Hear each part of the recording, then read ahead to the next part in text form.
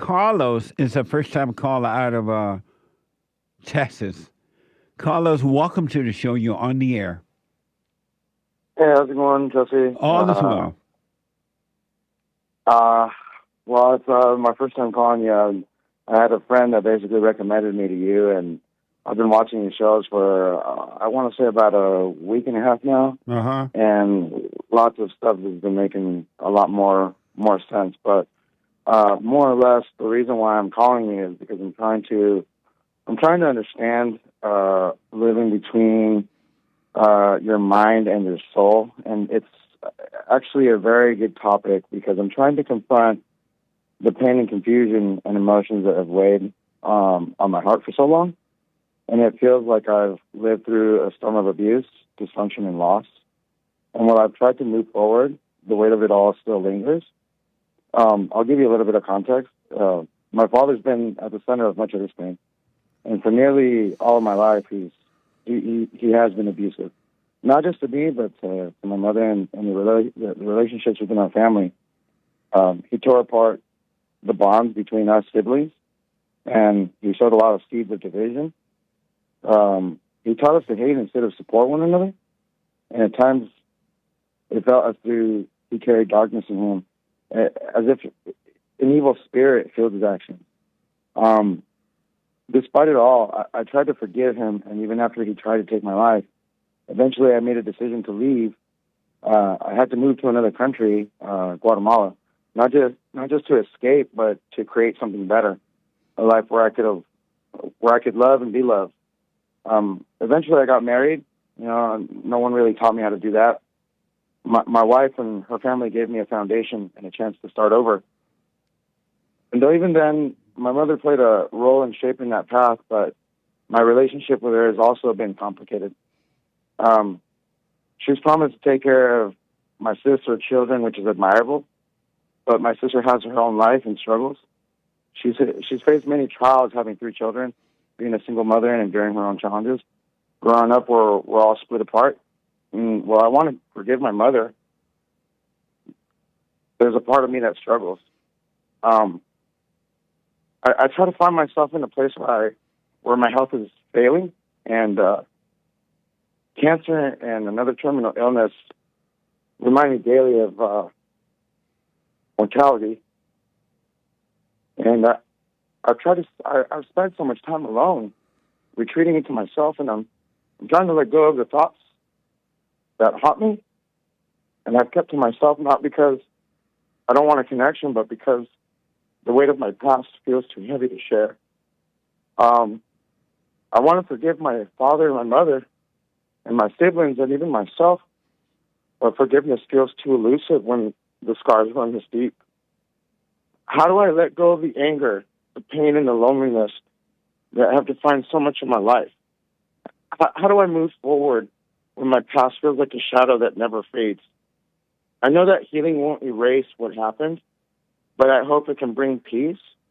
And I want to live the rest of my days free from the burden of this pain to truly let the thoughts go and find real solace in the life I've built and the love that surrounds me. I'm trying to find my way, Jesse, and the friend who recommended me to you has been listening to you for a long time, and he just said, "Listen to Jesse, and things will get better." And so your question for me is what? How do I forgive? How do I forgive my father for being abusive? How do I forgive all of the things, my terminal illness, my thoughts? I'm living from my thoughts, but I'm also trying to fight my thoughts and live with my spirit. Well, you forgive your father and your mother by realizing that you are wrong for being angry at them, for judging them, for hating them, that you are wrong. And because of that, you are separated from life. You're separated from God. Because anger, anyone that has anger is separated and will always be separated from God. and false God would become your God. Satan, money, women, places, and things would be your God. So you got to forgive your parents by telling them, I'm sorry for resenting you. I'm wrong for that. And when you forgive them, God will forgive you. He'll change your heart from anger to love. You will become one with Him. He will change your heart. And then uh, to overcome the thought, you got to drop thoughts. You got to stop thinking because whatever happened then. It's not happening now. It's only in your mind. And the reason you're listening to it in your mind, you're still one with evil by believing that your thoughts are the truth. They're lying to you. It's still happening today, though. It's still what like is? my abusive father always trying to come in and trying to ruin the lifeline that I have. As many times as I've allowed forgiveness, they always come back and raise more hell. I'll give you I'll give you a piece of context. While I was in California through COVID, we all got trapped. That was our reality for a moment. And obviously, having a terminal illness, you're given the chance of to be given chemotherapy.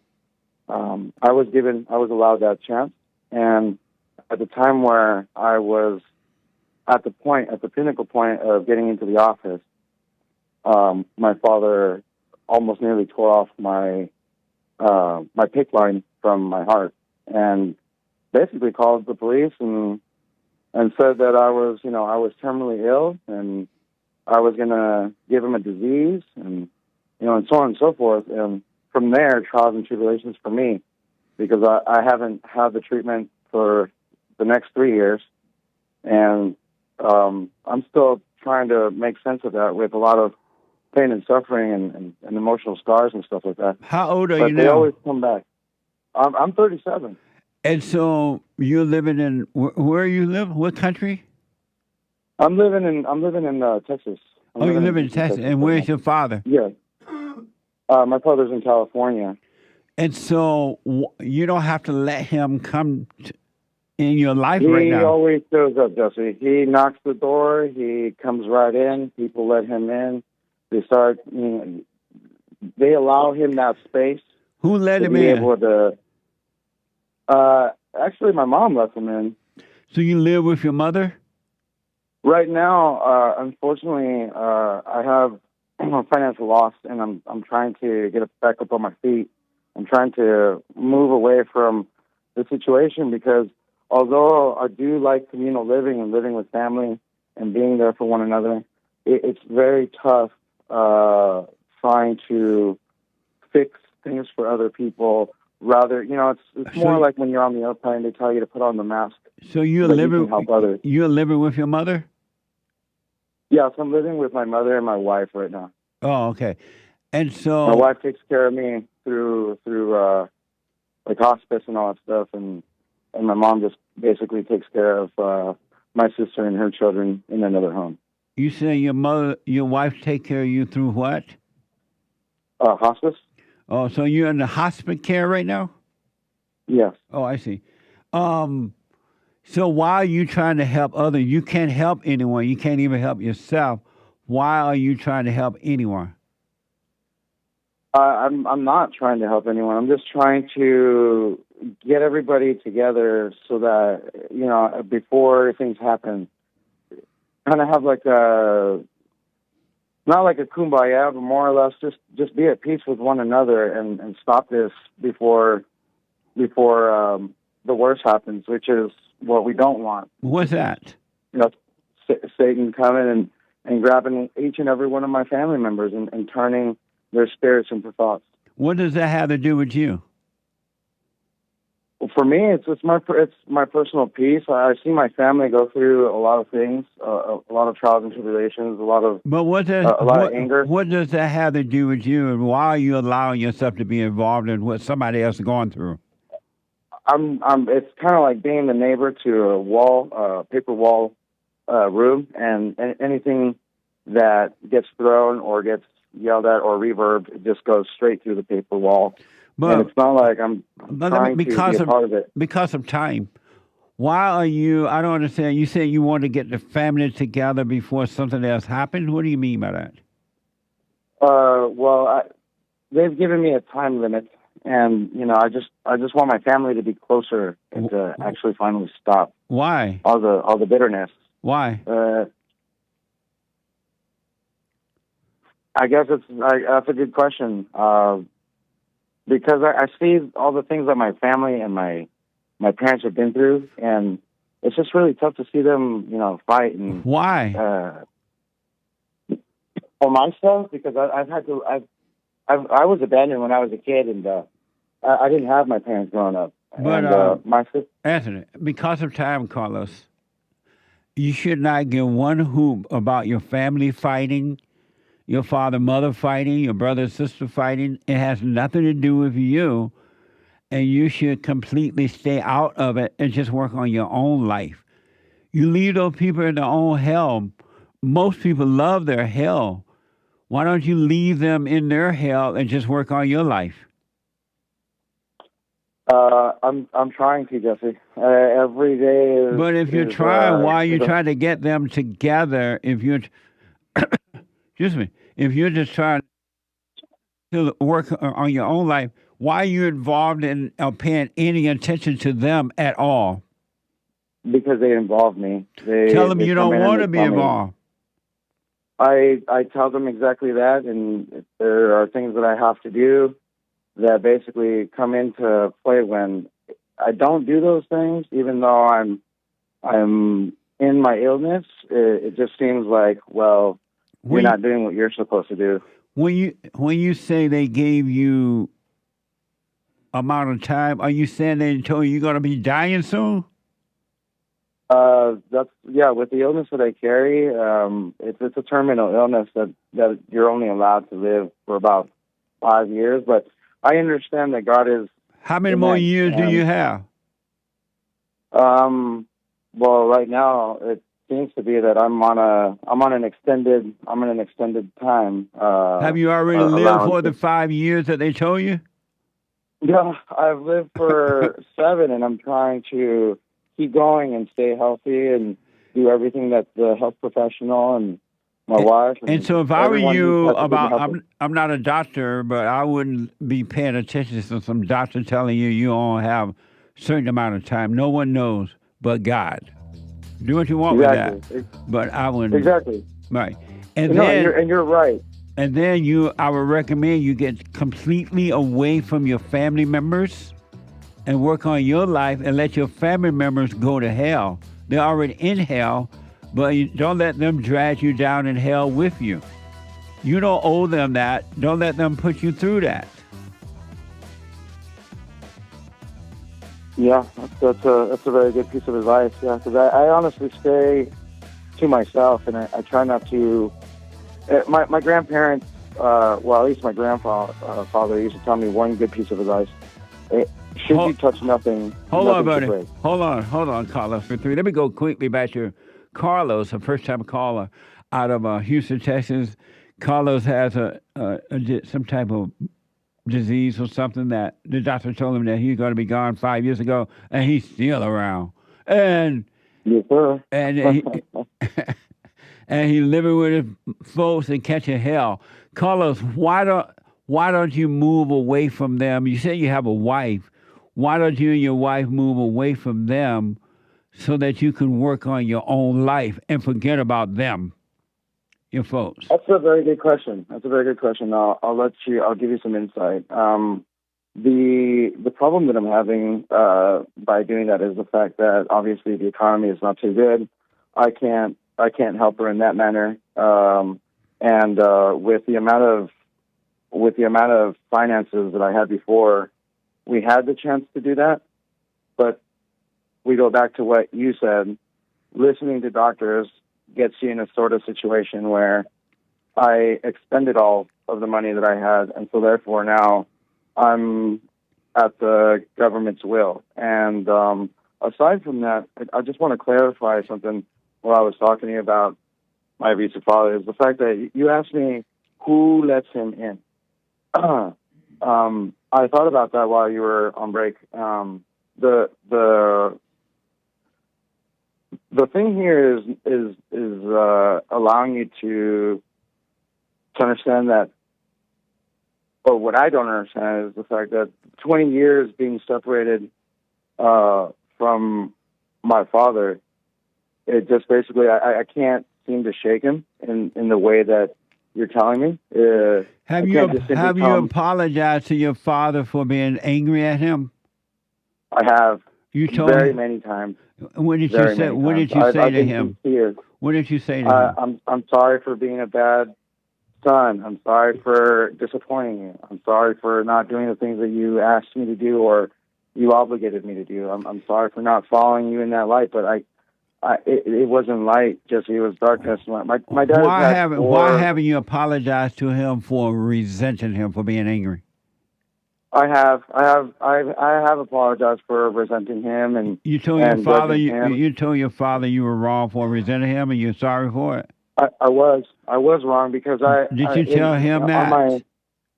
I did on my deathbed. You're not on a deathbed. You did 5 years of. You ain't on a deathbed. Yeah, 5 years ago. 5 years ago, I told him. So you're not on a deathbed. Right now, I'm walking, but I'm walking with the situation that I could X at any time. And Carlos, why don't you make your wife? Do you have children? I do not. Why don't you make your wife? Why don't you make your wife get a job? You stay under government, let the government help pay for you. She does have a job. She's a supervisor for a resort. So why don't you guys get your own place then? We're trying. All the money that I had for my illness, I spent it and on my illness, and so therefore, the situation died us to start from zero. Coming from Guatemala, we had almost, I want to say nothing. So we had to get a car. We had to get, all the amenities. Carla, because of time? Because of time. I'm sorry? Can she afford to get a little small apartment for the two of you? We're looking into that. Can she afford to do that? It's very limited. But yeah, we're trying to do that. Okay. Here's what I recommend. Because of time, you work on you. Forget about your parents, your kinfolks, your brothers and sisters. You work on you. Get away from them and let them live in their own hell, and don't let their hell be a part of your life. Definitely understood. And you just work on you. Drop the anger. Forgive your father and your mother. They can't help themselves. And you work on you so that God can give you peace while you still live. But you got to drop the anger. You got to stop thinking or trying to help anyone, including your family members. You can't do anything to help them at all. You can't even help yourself. It's only when we return to the Father that He help us. So you can't help them. You need to drop that idea and just work on your own life. Yeah, that's what I've been trying to do for 3 years now. But you haven't. You're still involved in your family member and their problems. Progress is process. Yes, it's definitely upwards. Carlos, you're still involved in your family member lives instead of staying away from their lives and just work on you.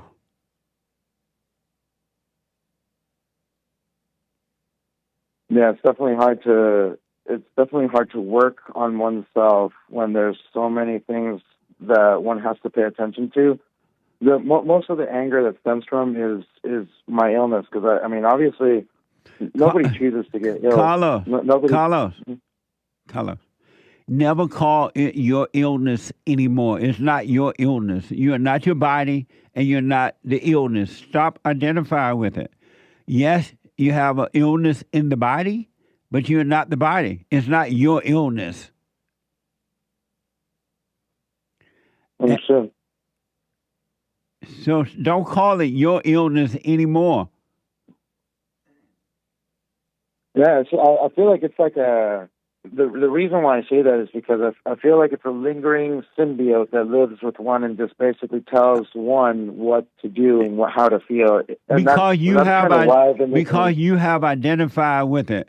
Yes, there is a illness in your body, but if you didn't identify with it and just do whatever you can in the physical way to take care of it, but don't identify with it, then you don't know what might happen. You have a possibility of being healed and everything, but you're calling it you. You are not your illness, man. You're not your body. You're not your illness. You're not your daddy. You're not your mama. You're not your family members. Stop identifying with all that. Yeah, that goes back to what one of the previous ladies said. I don't know. I honestly don't know who I am. Right. And I honestly at times feel like most of the time I'm lost. And you are of the time. lost. You're lost. Now that you know that, when you realize you are lost, then you're found. But you got to admit that you're lost, and in that very moment, you're found. But so you're lost. And now if you just stay present, you'll be fine. Stop calling those situations you. They're just situations. And you're not your situations. Okay. Stop calling them. And then I want you to start doing the silent prayer. Are you familiar with the prayer?